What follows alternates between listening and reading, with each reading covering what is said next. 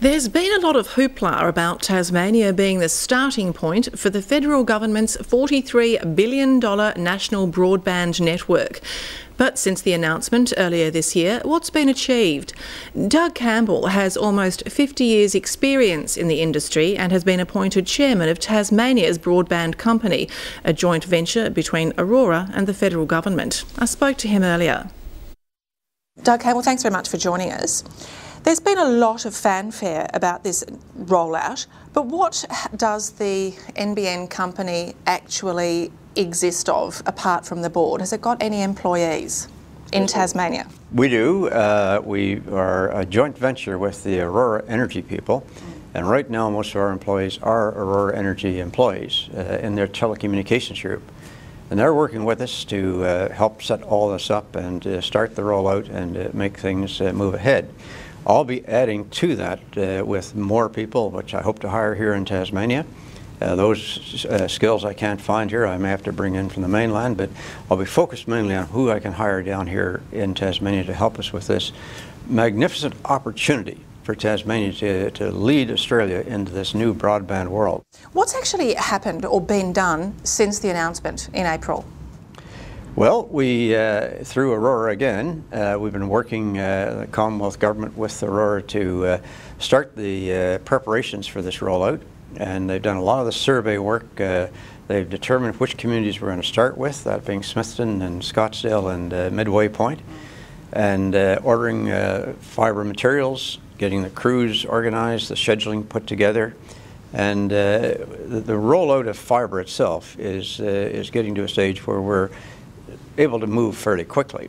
But there's a lot more to providing fibre to the home and services on those fibres than just rolling fibre out. We have to build a business. Will the Tas NBN company, will it use the Basslink cable? Well, in terms of getting across the Bass Strait, we'll be using, in fullness of time, all three links that are there now.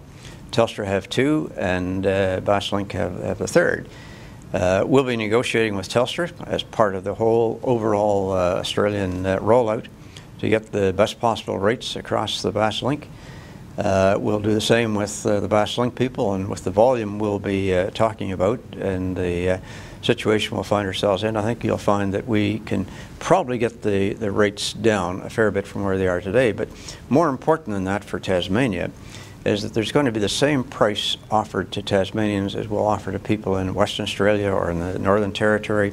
So the costs are going to be averaged across the country. Is there still a bit of shuffling around to sort of work out who owns what assets in terms of this joint venture? Well, the joint venture here in Tasmania is really the Tasmanian government as represented by Aurora, and Tasmania is going to have a joint venture that's determined in percentages of which of the two partners, the Aurora and NBN Tasmania, have in terms of the value of what's being given to us by Tasmania through Aurora, and what the Commonwealth Government will be putting in the way of capital funding to build this whole network. It's probably going to be largely a Commonwealth-owned company with a very significant minority by Aurora. Could Telstra buy in to NBN? I mean, they've got fibre optic connections sort of, everywhere. And would they then make the rollout faster and cheaper?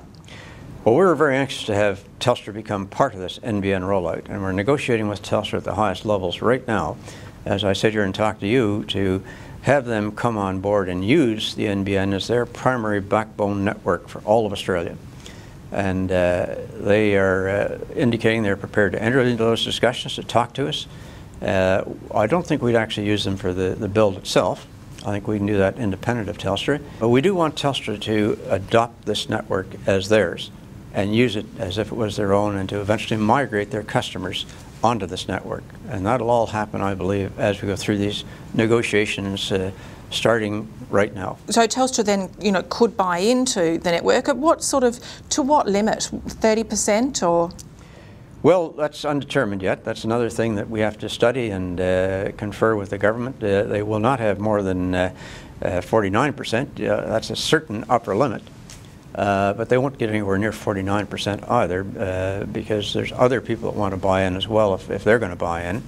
Optus would like a piece of it, and other ISPs, and probably Foxtel would want part of it, and so on. So chances are the practical upper limit for Telstra might be around 25–30%. Time will tell. So towards the end of next year, Tasmanian mums and dads and businesses can expect to be able to be accessing 100 megabits per second? In those first 3 communities. And the rest? The rest in 5 years. It's a 5-year rollout program to the 200,000 homes. But I mean, it's not presumably, I mean, the rollout is going to be continuing. You're not just going to Scottsdale and... No, that's right. We'll do it in parallel. We'll be starting up the 200,000 rollout long before we actually finish the 3 to Scottsdale and Midway Point and Smithton. So it'll be coming along in stages, with everyone being able to access it within 5 years? Yes, correct. All 200,000 within 5 years. Well, I dare say you'll be visiting Tasmania a lot more. Doug Campbell, thank you very much for joining us. Good to be here.